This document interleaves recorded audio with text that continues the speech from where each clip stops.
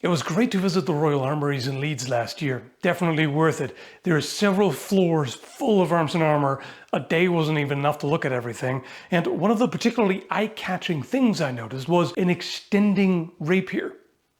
It's something that I would expect to see in a video game, perhaps some Assassin's Creed shenanigans. And if I did, I might say, typical fantasy, silly, impractical, unrealistic.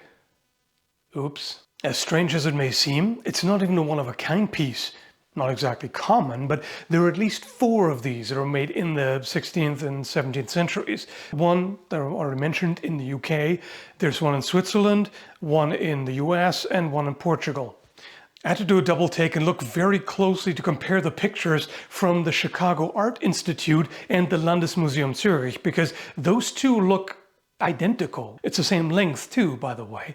So you would think that's the same rapier, isn't it? But neither of the museums mentions that it's on loan from the other, and there are subtle differences. If you look at the left side quillon from your perspective, it's a little bit out of alignment. It's not quite straight. Whether it was made like that or bent later. The Swiss one has a wrapped grip, whereas the German-made one in Chicago is a plain wooden grip. So what's going on with these? How do they work? You can see there's a long slot in the ricasso to accommodate a lock. So you can slide it and then you can fix it into certain positions. Looking at it, I would guess there are 2 positions for the guard to lock into, although there's a third picture where the guard is not fully extended. I'm assuming it can't be fixed there, but I don't know for sure. This and the other pictures made me wonder if the blade can actually extend by itself without changing the position of the guard. The Swiss one is shown at full extension with the hilt all the way down here, so maybe the others can do that too. Although it's easy to imagine how impossibly unwieldy this would be with one hand. Thankfully, there's a very helpful video showing this in action, which I'll link in the description. Do check it out. That gives you a better idea of how this works. And what's the purpose anyway? Why would you structurally weaken a rapier with such a mechanism that's obviously not as strong as a solid rapier and can potentially fail? Well, one potential explanation is given by the Royal Armouries. They point out that Queen Elizabeth in 1562 prohibited blades above a certain length, which is more than 1.5 yards. Keep in mind, by the way, an Elizabethan yard is different from our modern yard. Units of measurement changed over time. How long is it exactly? I have no idea. I couldn't find out. If anybody has a source for that, let us know in the comments. I suppose it's not surprising that the UK has a long history of banning sharp objects. But there seems to be a certain paradox in all this business. You would think the blade length is measured from the tip to the hilt. Right? That's not how you normally measure blade length. And in this case, when I line them up at the tip, you can see that the hilt is in the same position. But as said, the third picture may not actually be taken with the hilt in a locked position. So I took these pictures, cut them into 3 pieces on separate layers to be able to animate them. If the blade can slide as far back as I think, then this would be the rapier at its most compact. If the blade can be locked at its farthest extension with the hilt down, and I don't see why it wouldn't, then this would be the longest blade, shortest handle version. If you extend everything into a 2-handed version, that's what it would look like. In Portugal, there was a law in 1459 that prohibited swords longer than 5 palms of L, and that refers to the total length.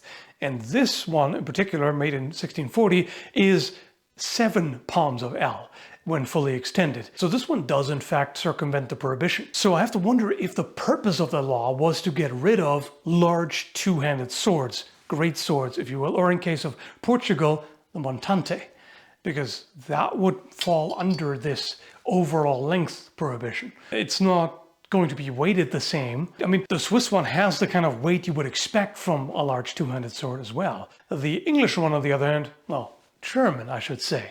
It's an English law, but it was made in Germany.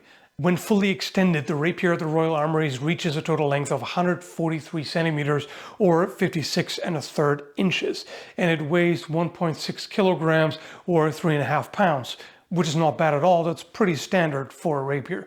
There are lighter ones, there are a few heavier ones as well, so nothing out of the ordinary. The one at the Art Institute extends up to 167 centimeters or 66 inches, and the one at the Landesmuseum is the same length, and the weight of that is 2.24 kilograms or just under 5 pounds. I'm assuming the one in Chicago also weighs the same, which is brutal for a rapier. That's extremely heavy. That's really between, say, 1.5 times and up to 2 times the weight of other rapiers that you find. So what about the practical benefit? Is there one? What were they thinking? Some rapiers have very long blades by default, and of course it's nice to have that extra reach. You know, if you can threaten someone at a distance where they can't do anything to you, they have to get past your point to threaten you, that's pretty useful in a fight for sure.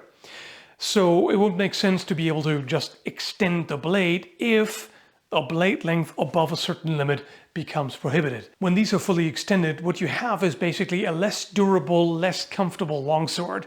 Now your offhand gets a proper handle and your main hand just has to hold on to the tang, which costs you reach. So if I hold this longsword with the one hand and move just close enough that I can just touch the camera right there. So not changing anything else, I'm using both hands now. You see how much further that's away? So now I would have to reach and I still can't touch it. So if you want to hide behind a blade with more reach but it's not allowed, you just carry this in its legal form and pop out the blade when you need it. Sounds great, right? The downside of that is always you have a very long lever that works against you. So the moment the opponent binds this, they can easily knock it aside or control it or whatever. If what the opponent uses is the same, then it's not as big of a deal, although they can still cut into it, because cutting with this is fine. That's not really the problem. The problem is trying to resist the opponent manipulating it. All the mass shifted up quite a bit, so it would be way more difficult to control the point. This rapier is more of a cut and thrust design, which has more mass in the blade, which is still not hard to control.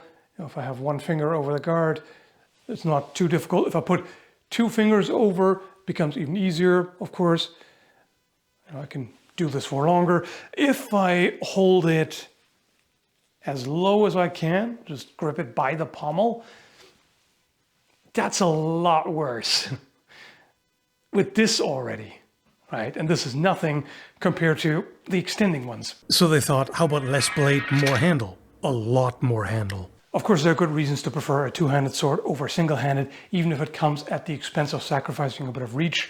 The 2 points of contact make you better able to control exactly how the blade is oriented, which gives you cleaner cuts, and of course, more speed and agility.